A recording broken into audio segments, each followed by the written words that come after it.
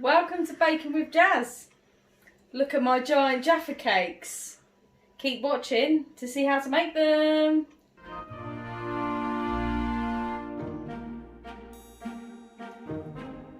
Today we are going to be working on how to make Giant Jaffa Cakes. So very simple. All you need is some dark chocolate. Also need some pancakes, whether that's Scotch plain or American style, whatever the labelling says. That is what you need. You also need some marmalade as well, and well, the main ingredient is an oven. So first step is to get your pancakes. Now I haven't made them myself because I haven't got time during the video to do this. But if you want to make things more adventurous, you can have a go at making your own pancakes yourself. So you're going to get the tray that you generally use for grilling items, such as bacon and things like that. And you're going to pop your pancakes on the grill and simply pop them under. Can I just say, Jazz, I think they're going to really appreciate knowing how to put that into the grill. That's very, very detailed. Well, some people just do not know. And now we wait.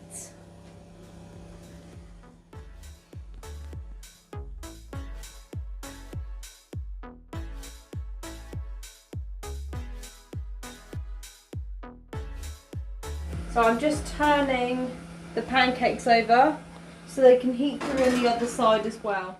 So we are going to now start melting the chocolate. You can microwave chocolate. It is the easiest method, but you need to be careful to not let it burn because it cooks extremely quickly in a microwave. So I would recommend using a pan and a bowl method.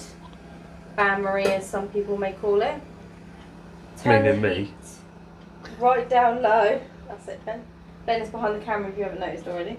And you're going to let that cook down and melt. Now this method does take time, but it will be worth it for the lovely melted chocolate.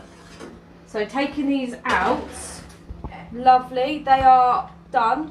So you don't want to overcook them too much. You just want them to slightly warm and slightly crispy, but not too crispy. Otherwise you're not going to be able to chomp into them. Safety first, turn the grill off.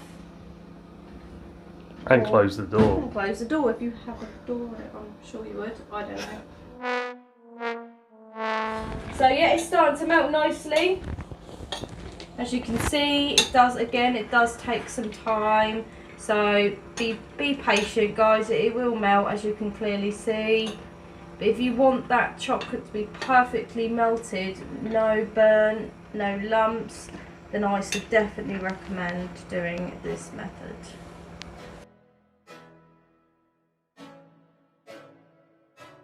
Come back when this is all melted.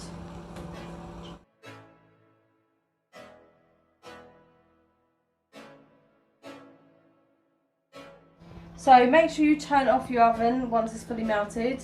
Do not touch the bowl because it will be extremely hot.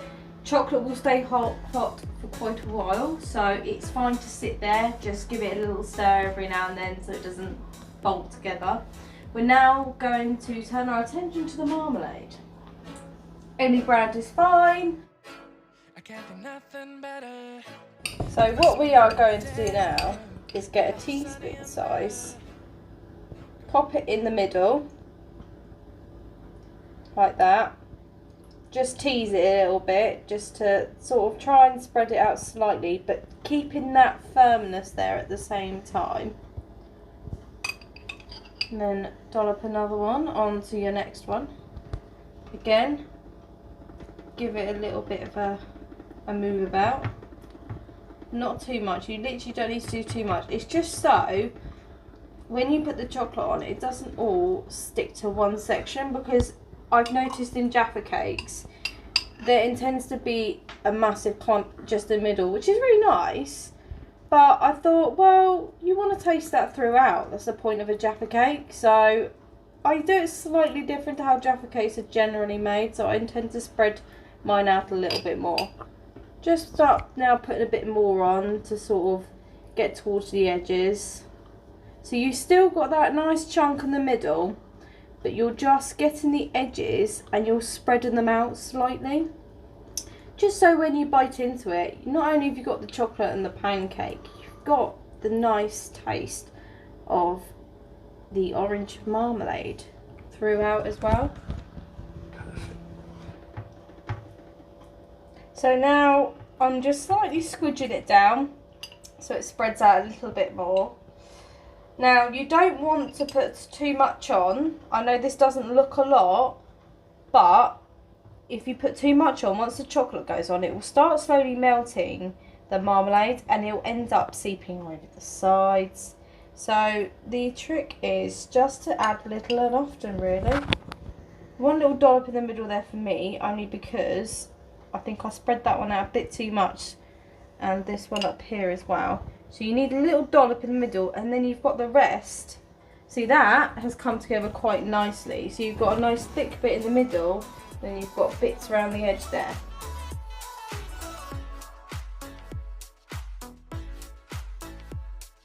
So, right, now for the chocolate.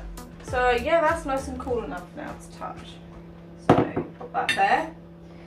I intend to use a plate because I find that easier to spread the chocolate. If you would like to leave it on your rack, that's absolutely fine. It's just a personal preference for me.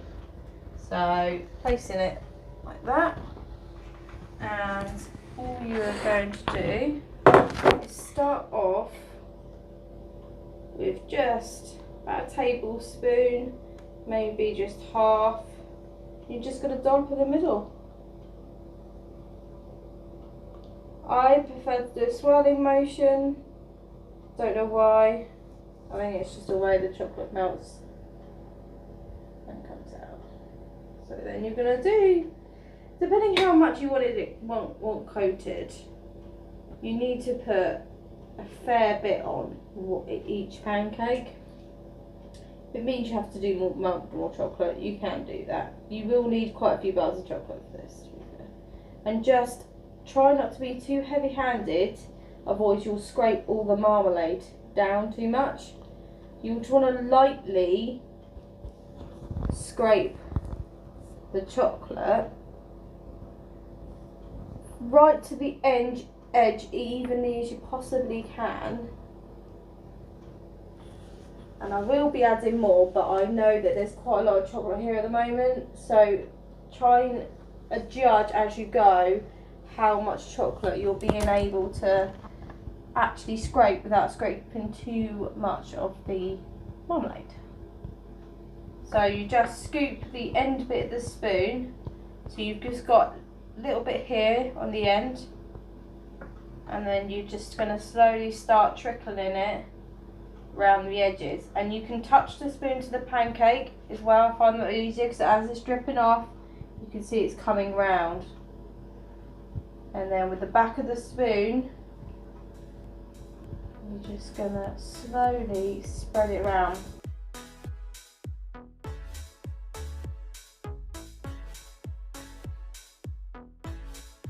I'm quite particular with how I make and bake. So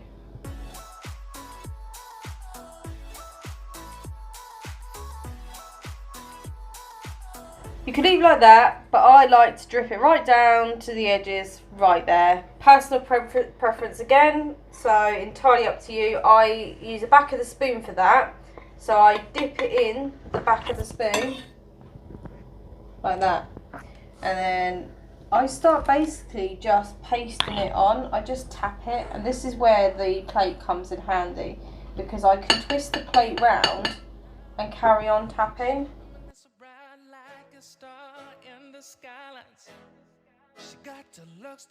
You missed a bit. Did I?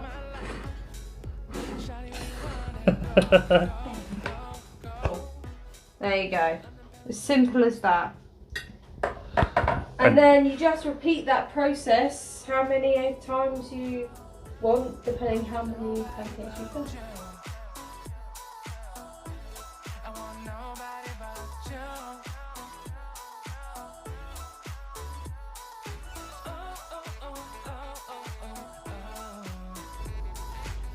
So, now it's just washing up time. Ben, what's your job? So while Ben's washing up, I'm going to leave these to cool on the rack for around about 30 to 45 minutes, just to give them a little cool down. And after that, we will then start refrigerating.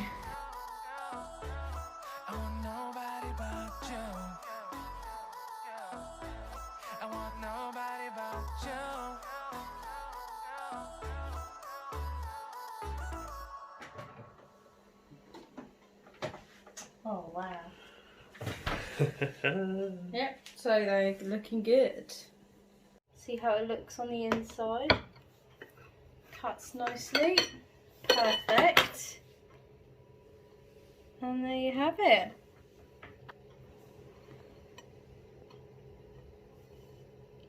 And there it is. Your giant Jaffa cake.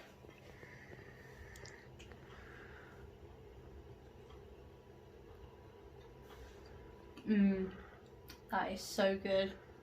Where's my bit? So that is how you make giant standard Jaffa cakes.